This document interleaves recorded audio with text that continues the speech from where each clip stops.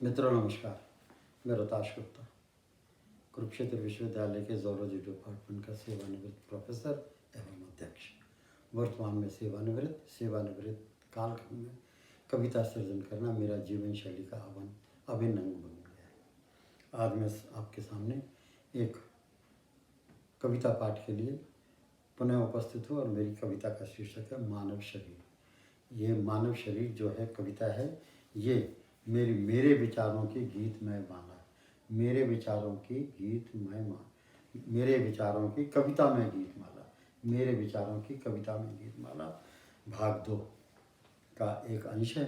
यह मैंने 2012-13 में लिखी होगी और 2016 में छपी और अब सितंबर 2020 में मैं आपके सामने उपस्थित हूँ।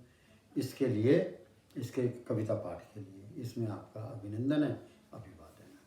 जैसे कि मैंने बताया, मेरे आज के शीर्षक है मानव शरीर। देखिए, एक बात बताऊं, जिन्होंने साइंस पढ़ी है वो भी और जिन्होंने साइंस नहीं पढ़ी है वो भी, कि ये मानव शरीर जो है ना, एक तरह की ये बायोलॉजिकल मशीन है। और ये ऐसी बायोलॉजिकल मशीन है कि अभी जो है ना, जैसे मान लें आपका शरीर है, मैं नोक के बराबर का एक कोश का बाहर निकालूं, आपके शरीर में से एक सुई की नोक के बराबर एक कोशिका बाहर निकालूं या मांस का टुकड़ा बाहर निकालूं, उसमें भी असंख्य हजारों कोशिकाएं हैं। और हर कोशिका एक बहुत बड़ा सुप्रबंधित स्वचालित, एक तरह से चाहे आप उसको समाज कह लीजिए, देश कह लीजिए, मशीन कह लीजिए, या उसको आप बिजली का घर भी कह सकते हैं, या आप बिजली की खान भी कह सकते हैं, घर का भोजन की खान कह सकते हैं। भाई, इस शहर में क्या कुछ नहीं होता। जो बायोलॉजी के स्टूडेंट्स हैं, जिन्होंने सेल बायोलॉजी पढ़ी है, वो मेरी बात तो मेरे मन के भाव को समझ सकते हैं कि मैं क्या कहना चाहता हूँ।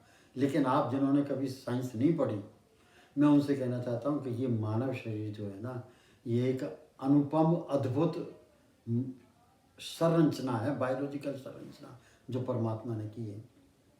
इसको बनाने में ना, अगर 3.5 बिलियन ईयर्स पहले जीवन का प्रारंभ हुआ पृथ्वी पर, और आज कोई 40,000 साल पहले पहला मानव अफ्रीका की गुफाओं से बाहर निकला था, तो वो मानव और फिर आज का मानव, आप ये देखें कि देखो वक्त समय को कितना उसका परिश्रम लगा है इस मानव शरीर को बनाने में।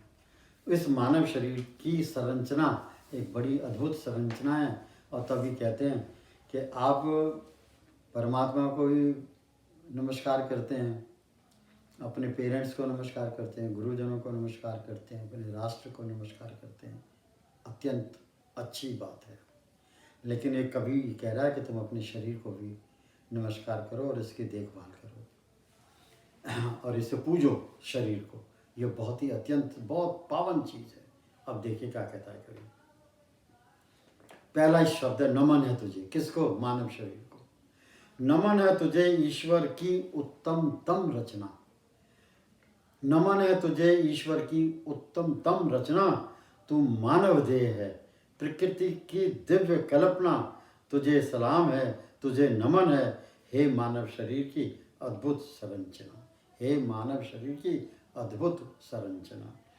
हम तुझे निर्मल रखें, हम तुझे निर्मल रखें और स्नान पोशाक मस्तक अभिषेक से नित्य प्रति तेरा श्रृंगार करें, आदर सम्मान करें।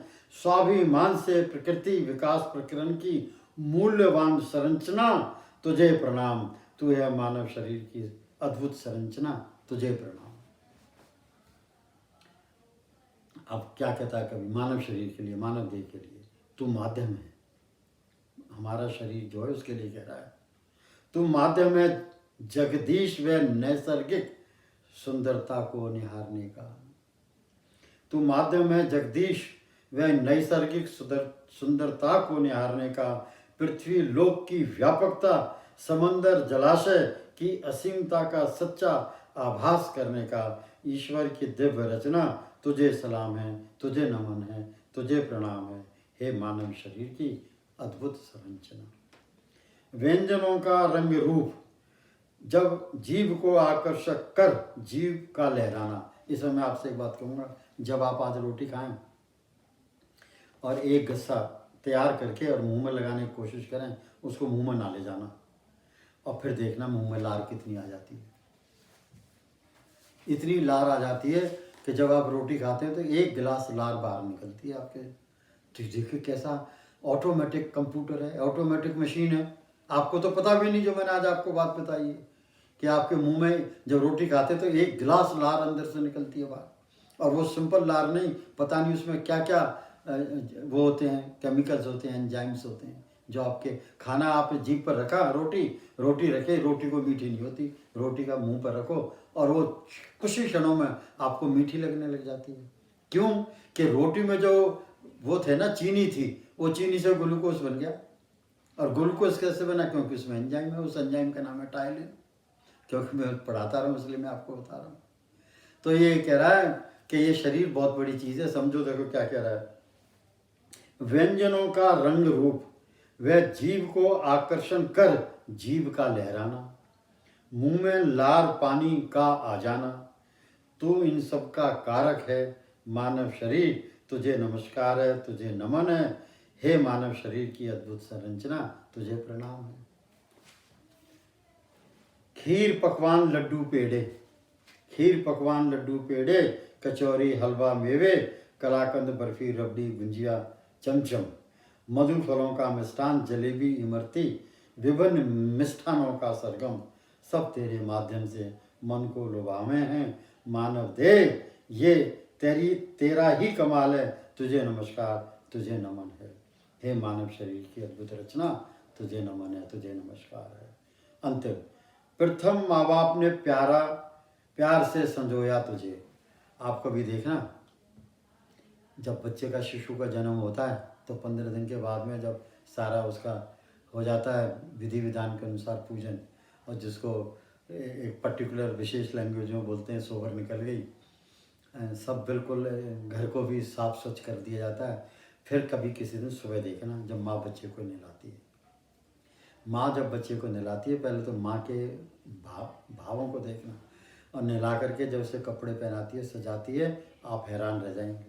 और वो उस मानव देह को ही सजाने का काम कर रही है, क्योंकि उस समय शिशु काल में शिशु अपनी देह का वो देखभाल नहीं कर सकता, तो वहाँ माँ दे दी भगवान ने।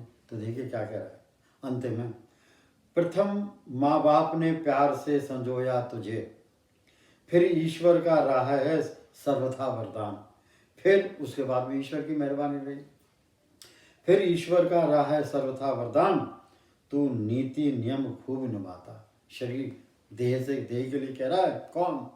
कभी कह रहा है, तू नीति नियम खूब निभाता, तू मशीन है बहुत महान, मानव देह तुझे प्रणाम। धन्यवाद।